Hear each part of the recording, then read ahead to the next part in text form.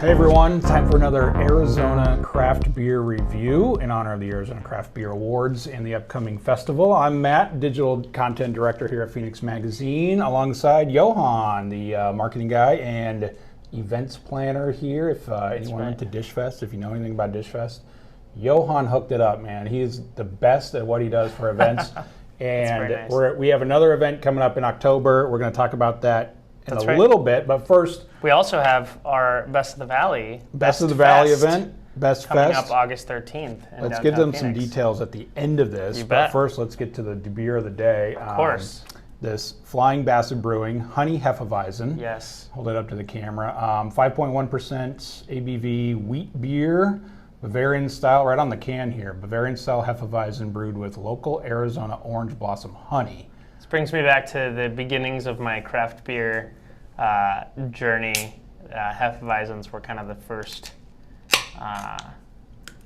different style beer that I really started to enjoy. Yeah, Widmer out of like the Pacific Northwest was a very popular one. Yeah. I'm the same way. That used to be something that I always went to.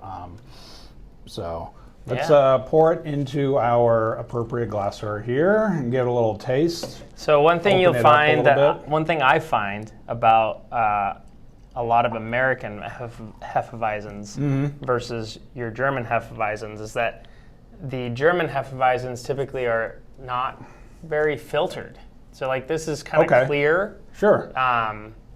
Whereas if you have like a Weihenstephaner or a Franziskaner, it's very cloudy. Okay. So that's something I've always noticed about, at least in my experience. I could be completely wrong about this, but no, I think you're right. I think when you pour a hef, you expect a little bit less translucency than like I can hold up my hand and not really see my hand through here. So the cloudy, like you said, the cloudy nature there. So it's. You smell the honey right away. Let's see what it tastes like.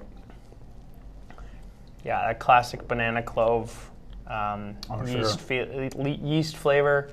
To me, it's very comforting. This is something I could drink at all times of the day. There you go. That's right. It's important to kind of go with beers because Arizona is so seasonal, and you really don't have a whole lot of time to drink stouts here in Arizona. You got a couple month window.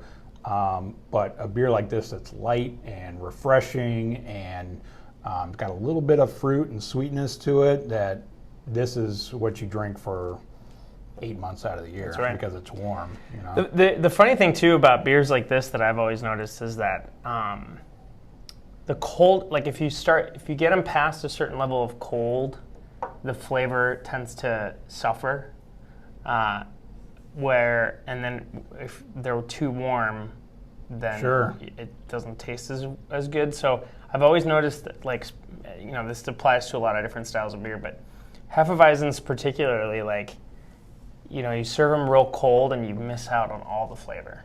That's a good point, yeah. So this is a nice temperature right now. You really are able to, it kind of opens up all the banana and the clove, and the orange blossom and the honey, orange blossom honey that's in it. Yeah. So it's something to think about. There's certain beers that are better served at certain temperatures, and this is definitely one does better in those middle grounds. Yeah, that's solid advice because a lot of people think, I can just put a beer in a cooler, put some ice on it, and it's good. I want it ice cold. You're right. You're going to miss out on some of the flavor if you don't get the temperature right. And which makes it a challenge when you're in Arizona and you're by the pool. For sure. And you want to drink something cold. That's a tough road to navigate. I know. Whether you're pouring into a solo cup, obviously you don't want to have glass usually around a pool.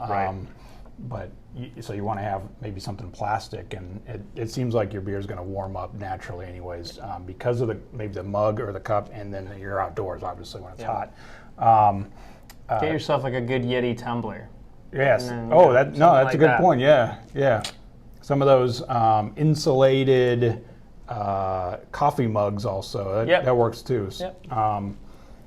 So a little bit about Flying Basset that I know out in Gilbert. That's right. And right there on Cooper and just a little bit east of Cooper on Ray. Yep. And I think there's a Venezia's Pizza in there, some sort of pizza joint in there right next door. They are now doing food trucks. From the last I checked with them, they lost their kitchen, or they decided not to do food service anymore, but still a great brewery. They have tons of beers. This Honey Hefeweizen, is one of their, I would say one of their mainstays. It's usually on the menu there when you go. They do a lot of small batch stuff, special releases, but a really solid lineup. Whatever kind of beer style you like, they're going to have it there. And so they'll have a lot of different styles that you don't see a whole lot, Definitely. A lot more like lagers, pilsners. I'll say that despite living IPA. right down the street from it, I have not yet actually been to their location. But I've had them at beer festivals and stuff, and I've always liked their beer. So Yeah, so I big mean, fan. the two parts of their name, flying, obviously that about airplanes and all that. They have cool decor inside their brewery. And the Basset is a reference to, I think the owners own Basset Hounds, and they'll bring them in every now and then. Nice. I'll see their social media posts, and they'll have Basset Hounds out on the patio. Very cool dog, very cool. Those are funny dogs, man. Big floppy ears. Big time. I'm a big time proponent of dogs in the brewery. Yeah. I'll bring my dog. He's a great big 100-pound Weimaraner. He just goes in, he just lays there. Everyone loves him. He's super chill. If you don't have a super chill dog, don't bring him to a brewery. Only bring your chill, cool dogs to breweries. But I am a big proponent of that. So Gilbert too is like, you're out in that area. Mm-hmm. Awesome breweries. You start at Wilderness up at like Guadalupe, and then you work your way down. There's Desert Monks, and there's Flying Basset. There's Beer Research Institute. There's 12 West. There's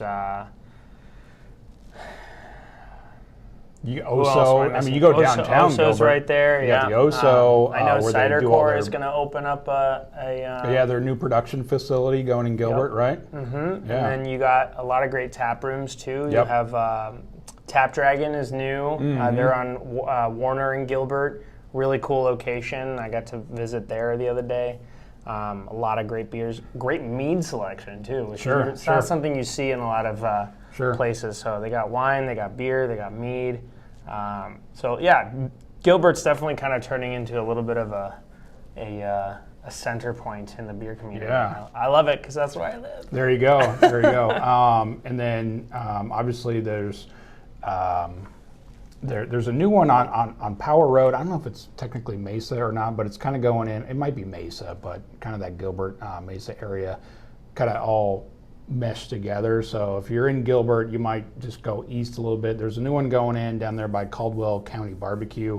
A tap room right next to it. I think it opens sometime later this summer, right? I think so, yeah. So I'll have to check that place out. One of the owners of it used to sling beers at Desert Monks. Oh, yeah. He used to tell me all about how that was going. So yeah, it sounds like it's going to be a cool place. I think it's called like Tap Room 1227 1227, or something like that. Maybe we're getting that name mixed up. We'll fix that in the show notes. But I really enjoyed this Flying Basset Hefeweizen. I'm usually not a Hefeweizen kind of guy.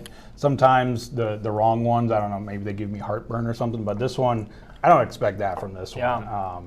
I always might judge be the sweetness of the honey. Yeah.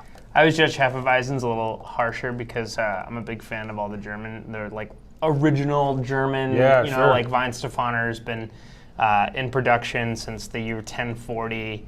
Franziskaner is also like, I think like 1300s or something when they started brewing. And so you have this like very classic German style beer that I think is so, like, to me a German beer is a Hefeweizen. You have all these other styles, but that's like the core German beer for me. And so anytime I have an American made Hefeweizen, I tend to judge it a little stronger than I would, a lager or anything like that. Yeah. So.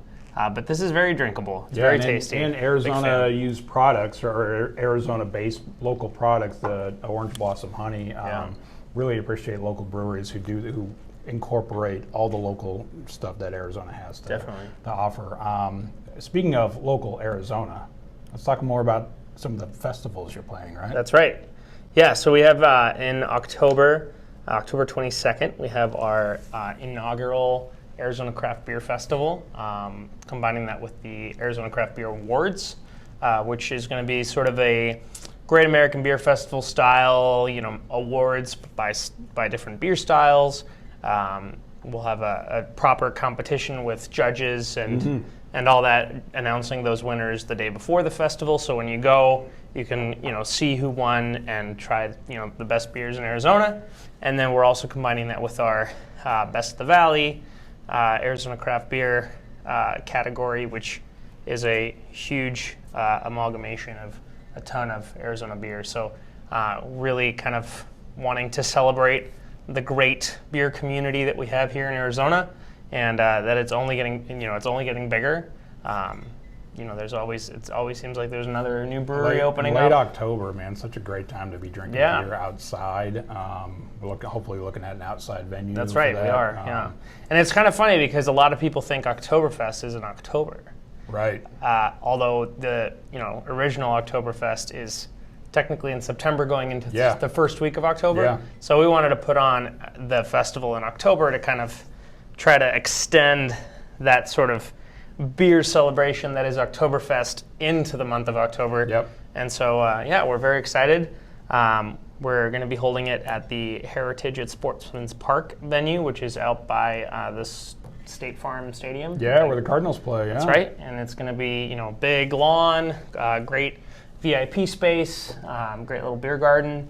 And it's going to be a good time. Dude, that sounds amazing. Hopefully we'll see Flying Basset out there along with all of our other great breweries. And we will see you on the next review.